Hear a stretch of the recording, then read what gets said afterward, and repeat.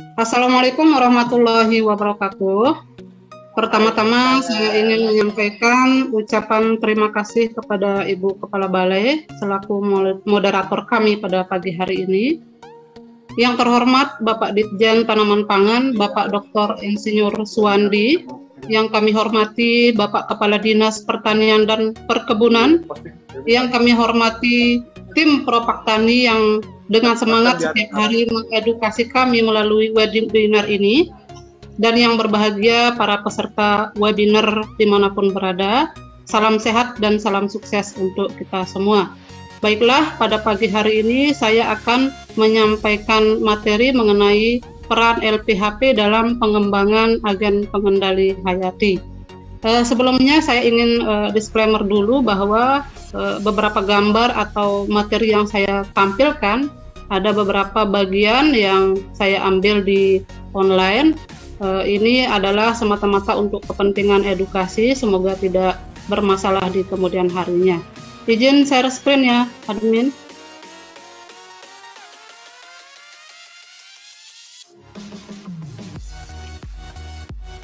Topik yang akan saya sampaikan yaitu peran laboratorium PHP dalam pengembangan bahan pengendali yang ramah lingkungan.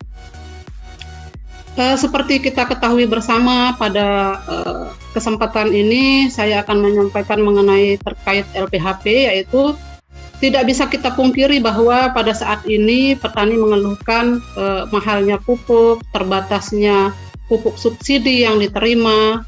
Ini data yang saya ambil dari tahun 2005 sampai dengan 2021, yaitu kebutuhan pupuk kita di Indonesia yaitu 22 sampai dengan 22,57 sampai dengan 26,18 juta ton atau setara dengan 63 sampai dengan 65 triliun. Sementara kemampuan yang dialokasikan oleh pemerintah yaitu 8,87 sampai dengan 9,55 juta ton atau setara dengan 25 sampai 32 triliun.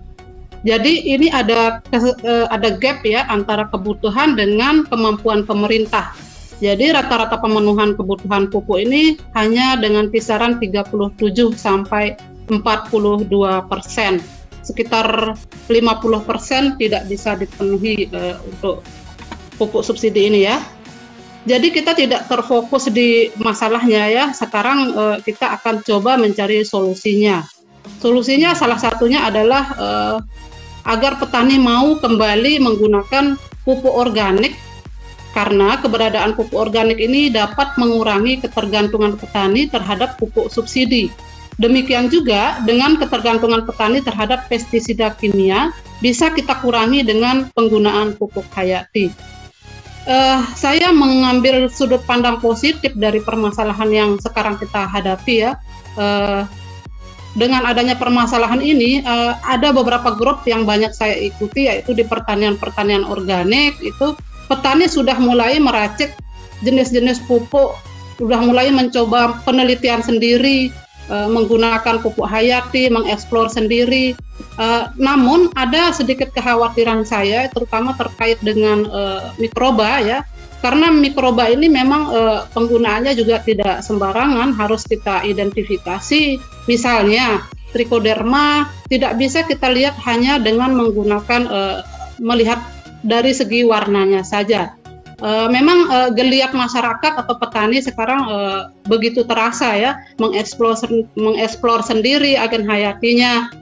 Itu sudah sangat kita rasakan untuk 1 tahun terakhir ini ya.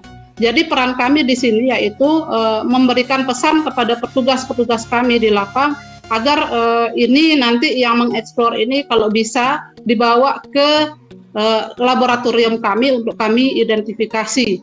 Ya, karena ada salah satu impian besar saya terkait dengan agen hayati ini, yaitu karena sifatnya yang spesifik lokasi, saya mempunyai harapan besar bahwa setiap masing-masing kecamatan, bahkan mungkin masing-masing desa mempunyai isolatnya sendiri, sehingga kinerja dari agen antagonis ini bisa lebih efektif. Ya, dengan penggunaan pupuk organik dan pupuk hayati ini tentu akan menjadikan lingkungan kita lebih sehat dan kita pun menjadi sehat. Jadi adalah salah satu solusinya. Kemudian apa itu pupuk organik dan pupuk hayati sebenarnya sudah sering dibahas ya di webinar, beberapa seri webinar sebelumnya. Ini dua hal yang berbeda, yaitu yang salah satu yang membedakannya untuk pupuk hayati ini lebih ke ada mikroorganismenya dan memang harus kita identifikasi minimal sampai dengan tingkat genus. Tapi kalau pupuk organik ini biasanya dari limbah-limbah, misalnya dari sisa tanaman atau kotoran hewan. Ya, manfaatnya sama-sama juga memperbaiki sifat fisik tanah, efisiensi pemupukan, kesuburan dan kesehatan tanah. Ini contoh pupuk organik yang diproduksi di laboratorium maupun di kelompok binaan kami di kelompok Tani Tunas Maju. Yang ada yang pupuk organik cair, ini dari limbah nanas. Limbah nanas ini kita tampung di bak ember tumpuk namanya. Jadi bagian atasnya itu, bagian limbahnya nanti tidak perlu kita tambahkan apapun di sini. Nanti lama-lama nanti akan terfermentasi tersendiri. Ada magotnya di sana ya. Kemudian ini di bawah ini ada ember di bawahnya yang bagian dua ini adalah saringan, nanti dia airnya ya. Ya, inilah produknya yang bisa kita gunakan. Bisa juga menggunakan limbah-limbah dari buah-buahan yang lainnya untuk membuat POC. Sekarang banyak kita kenal ekoenzim dan lain-lain ya. Mungkin petani sudah sangat familiar ya. Kemudian untuk kelompok Tani Tunas Maju ini ada kandang ya. Jadi limbahnya sekarang sudah bisa dikelola. Ini bisa menjadi kompos dan juga ini untuk urinnya. Nama produknya POC-nya yaitu biourin. Untuk pupuk hayati ini yang sudah kita produksi di laboratorium ada dari jenis entomopatogen yaitu Beperia bassiana dan Metarhizium anisopliae. Ini merupakan patogen serangga.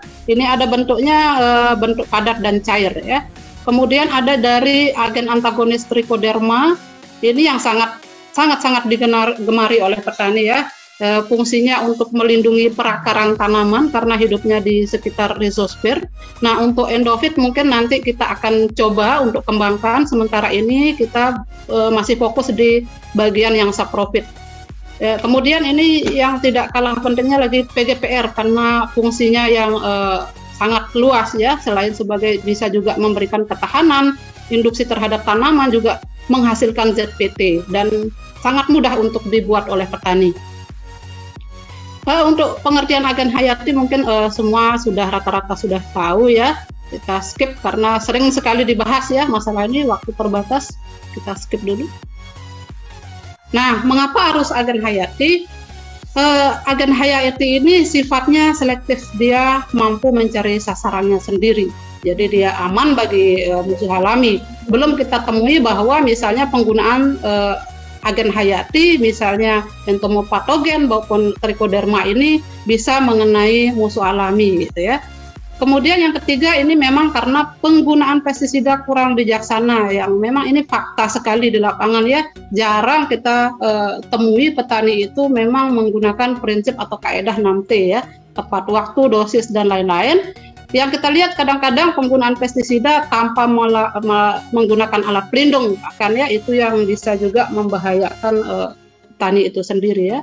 Kemudian tidak ada efek samping, tidak berdampak negatif terhadap lingkungan dan aman bagi manusia. Ini yang sangat penting sehingga memang harus tetap kita galakkan.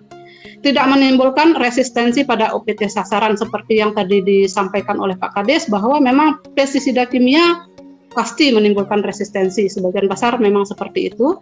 Kemudian ini APH ini mencegah ledakan OPT sekunder. Nah, yang paling ditunggu-tunggu mungkin oleh petani yaitu tersedia di alam, relatif murah dan memang hemat biaya karena kita tidak membeli bahan-bahannya ya, memang sudah ada di alam.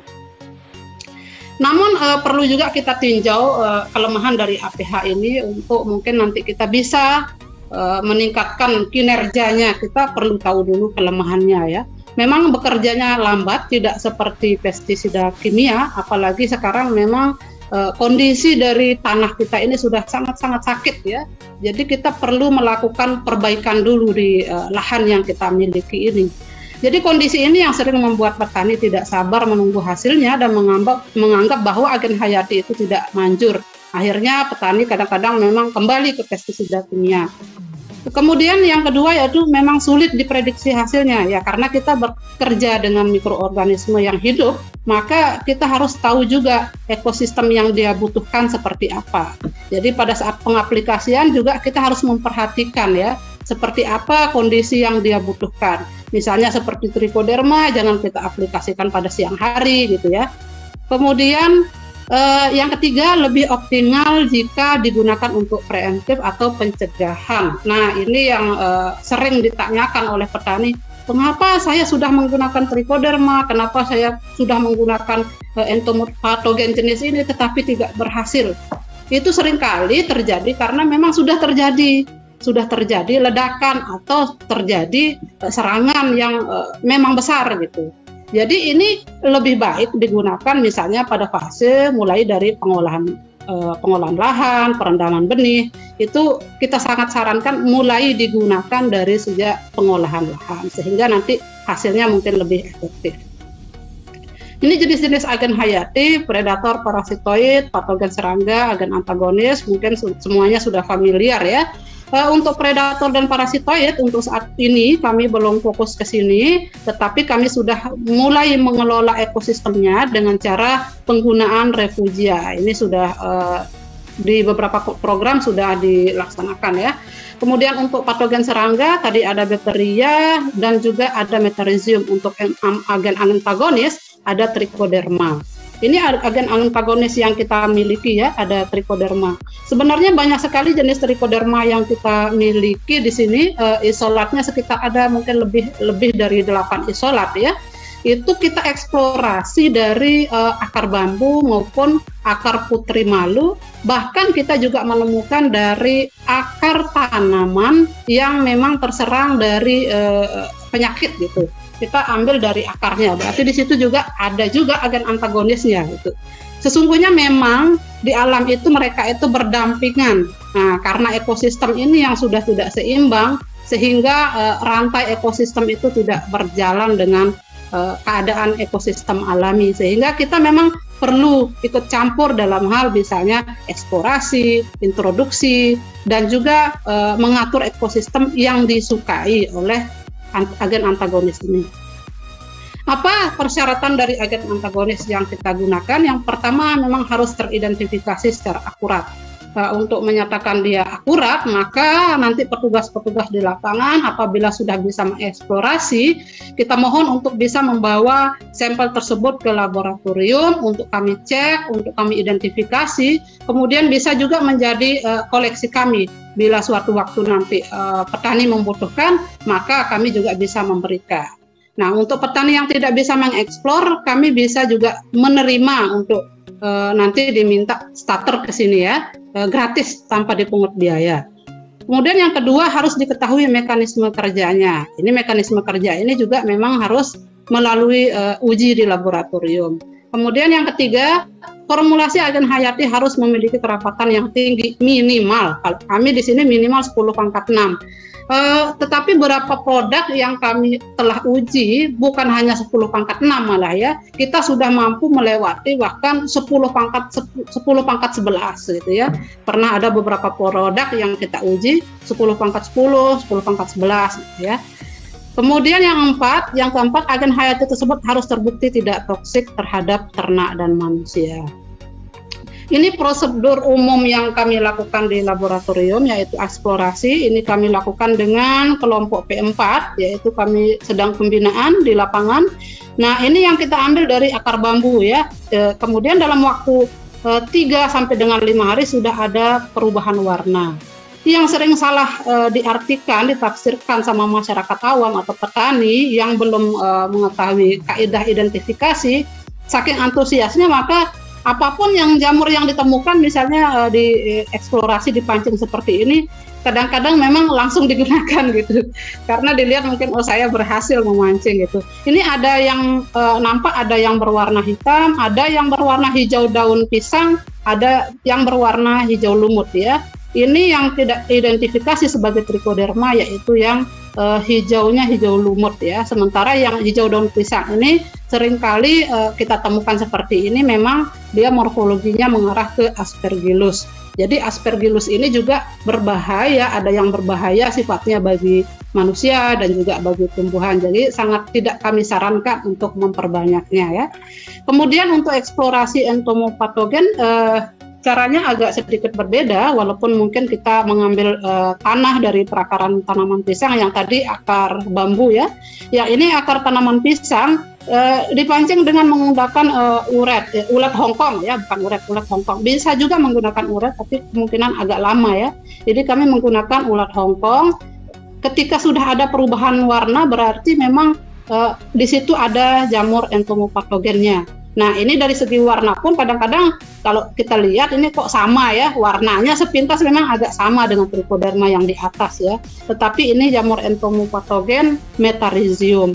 Bisa jadi ketika kita memancing juga akan kita temukan nanti ulatnya berwarna putih gitu. Itu merupakan Beberia bassiana. Nah, ini contoh hama yang terinfeksi oleh jamur Beberia bassiana. Kemudian setelah kita menemukan jamur tersebut tadi, kita pisahkan, kita murnikan, sampai dia terbentuk atau kita temukan hanya satu jenis spora, tidak ada campur-campuran ya. Nah, ini satu jenis warna pun kadang-kadang itu nanti sporanya masih ada 2-3 jenis kadang-kadang ya. Jadi kita harus bisa pastikan bahwa itu hanya terdapat satu mikroorganisme. Ini contoh yang kita tampilkan yaitu Trichoderma ya. Trichoderma ini mikroskopisnya seperti ini ya. Kemudian setelah kita mendapatkan pemurnian, maka prosedur selanjutnya kita melakukan uji apakah dia efektif terhadap patogen atau tidak. Jadi minimal sebenarnya yang kita gunakan di sini dia melebihi daya hambat 50%, itu paling bagus di atas 50% ya. Jadi ini Fusarium, ada juga kita menguji dengan Coleotrichum, tergantung jenis patogen yang kita temukan di lapangan. Misalnya petani membawa sampel, kita menemukan patogen, kita coba uji dengan beberapa antagonis yang kita miliki di sini. Kemudian selanjutnya setelah melalui lulus uji, sebenarnya di sini ada juga uji hipersensitivitas, apakah dia tidak berbahaya bagi tanaman, ya. Kemudian setelah semuanya itu lewat uji, maka kita sudah bisa ke tahap produksi massal. Setelah produksi massal, baru kita uji ke efektivitas lapangnya. Bagaimana sih kalau di lapangan? Karena kadang-kadang beda juga ya, di laboratorium beda, di lapangan beda, karena banyak sekali faktor yang menentukannya. Setelah ini kita lewati, maka barulah kita ke proses pemasyarakatan. Pemasyarakatan dalam artian kita menyebarkan starter tersebut ke masyarakat. Caranya dengan melakukan pembinaan. Dan pembinaan ini kita mulai dari bisa petugas kami yang di lapangan ke sini, ke kantor, melakukan kita pembinaan di sini, atau juga misalnya ada petani yang mau ke sini juga boleh, atau juga yang rutin kami lakukan setiap tahun yaitu kita keliling di NTB ke kelompok-kelompok tani PPAH untuk melakukan pembinaan. Prinsip perbanyakan massal yang harus kita pegang yaitu yang pertama dia harus mudah, murah, dan efektif ya. Mudah dalam artian bahan bakunya memang ada di lokasi kita, dan murah memang kadang-kadang memang kita tidak beli sama sekali ya. Yang terakhir ini yang paling kita tunggu-tunggu yaitu efektif, memberikan dampak yang signifikan terhadap OPT sasaran. Jadi produk tersebut harus lebih murah dibandingkan dengan produk kimia.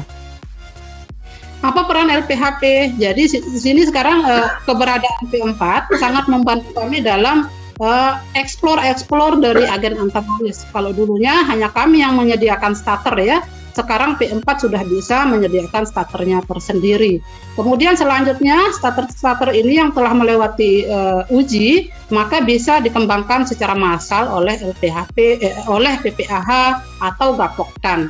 Jadi starternya yang Gapoktan mungkin ada yang mau mengembangkan, boleh silakan minta ke laboratorium ya, tanpa dipungut biaya. Kemudian ini mutunya memang harus diuji ya di laboratorium kami. Ini ada 3 pelayanan sudah melewati SNI ISO 9001-2015 pada tahun 2018. Dan yang kami layani yaitu pelayanan klinik tanaman, ada tanaman yang sakit dibawa oleh petani, kami cek, kemudian kami berikan rekomendasi. Nah, yang kedua yaitu sebenarnya uji kualitas ini, kerapatan spora ini merupakan uji kualitas ya, termasuk juga viabilitasnya. Kadang-kadang ini memang sporanya banyak, kadang-kadang ya kuantitas, dari segi kuantitas banyak, tetapi kadang karena lamanya penyimpanan maka banyak juga spora yang mati. Jadi viabilitasnya jadi berkurang. Itu juga yang menyebabkan kadang-kadang tidak efektif atau manjur di lapangan. Syaratnya memang di ISO kami di sini yaitu di atas 60%. Tetapi beberapa produk yang kami buat juga sudah bisa di atas 90% ya. Alhamdulillah. Kemudian yang terakhir yaitu perbanyakan agen hayati dan pestisida nabati. Nah, ini kegiatan-kegiatan kami di laboratorium. Nah, kemudian ini adalah produk-produk kelompok binaan kami, kelompok P4, yaitu kelompok Lombok Organik. Ini produk-produk yang mereka buat bahkan sudah bisa kita temukan di marketplace di Tokopedia, tidak salah ya. Mulai dari agen antagonis, ini ada asap cair juga ya. Mungkin nanti ada yang tertarik bertanya tentang hal tersebut, nanti ketua kelompoknya juga hadir memberikan testimoni ya. Ini aplikasi di lapangan. Mereka tidak menggunakan pestisida kimia sama sekali. Yang mereka gunakan adalah produk-produk yang mereka produksi sendiri. Ini ada sedikit demplot yang diberikan oleh petani. Memang namanya demplot ya, lahannya tidak luas. Ini hanya sekitar 0,06 hektar ya. Jadi mereka masih semi organik yang ini demplotnya. Biaya yang dia keluarkan untuk itu hanya 100.000. Sebenarnya kemarin dia menggunakan urea katanya, cuman dia lupa sekitar berapa catatannya, sekitar 10 sampai 20 kilo kah gitu ya. Harga urea di situ sekitar Rp3.000. Jadi semua produk ini dibuat secara kelompok atau mandiri sehingga biaya-biaya yang ditimbulkan ini lebih rendah. Mungkin akan lebih tinggi jika kita membeli produk yang lebih yang sudah jadi gitu ya. Hasil panennya berat total berat gabah basahnya 6,5 ton per hektar. Memang kalau kita bandingkan dia belum ada peningkatan yang signifikan dari musim sebelumnya, tetapi dengan menggunakan produk ini dapat menekan biaya produksi. Tidak kalah lah dengan menggunakan produk-produk kimia gitu ya. Kemudian ini untuk demplot yang lahannya 0,2 hektar. Kalau ini mungkin biayanya sekitar 445.000. Ada sedikit peningkatan ya, yang sebelumnya 6,3 ton menjadi 6,5 ton. Ini untuk kelompok tani asal mandiri. Ya lagi sedikit Bu. Ini kelompok tani asal mandiri juga melakukan hal yang sama ya, produknya produk sendiri ya. Dan hasilnya kalau di kelompok asam mandiri ini dia menggunakan full organik di tanaman jagung ya, 25 are ya, yang dia butuhkan sekitar 133.000. Jadi ini beda-beda mungkinnya karena ini katanya bahan-bahannya tidak ada yang dibeli. Kayak triko kompos kok bisa 500 kg biayanya 20.000. Ini sepertinya hanya menghitung biaya beras karena tidak ada yang dia beli ini ya, limbah-limbah yang dia kelola gitu. Hasilnya sekitar 3,5 ton untuk 25 are. Ini tidak kalah dengan penggunaan pupuk kimia ya. Untuk penutupnya ya ada 3 kesimpulan, yaitu penggunaan pupuk organik dan pupuk hayati merupakan salah satu cara atau konsep bertani yang ramah lingkungan. Yang kedua yaitu bahan baku pupuk organik dan pupuk hayati harus lebih murah dari pupuk kimia, mudah didapat, efektif dan aman terhadap lingkungan. Yang ketiga, penggunaan pupuk organik dan pupuk hayati hasilnya tidak sebaik atau secepat pupuk kimia, namun sudah mampu menekan biaya produksi dan bisa mengurangi ketergantungan kita terhadap pupuk kimia. Mungkin demikian yang bisa saya sampaikan. Kalau ada kurang-kurangnya nanti mungkin kita bisa diskusi. Terima kasih. Wabillahi taufiq wal hidayah. Wassalamualaikum warahmatullahi wabarakatuh.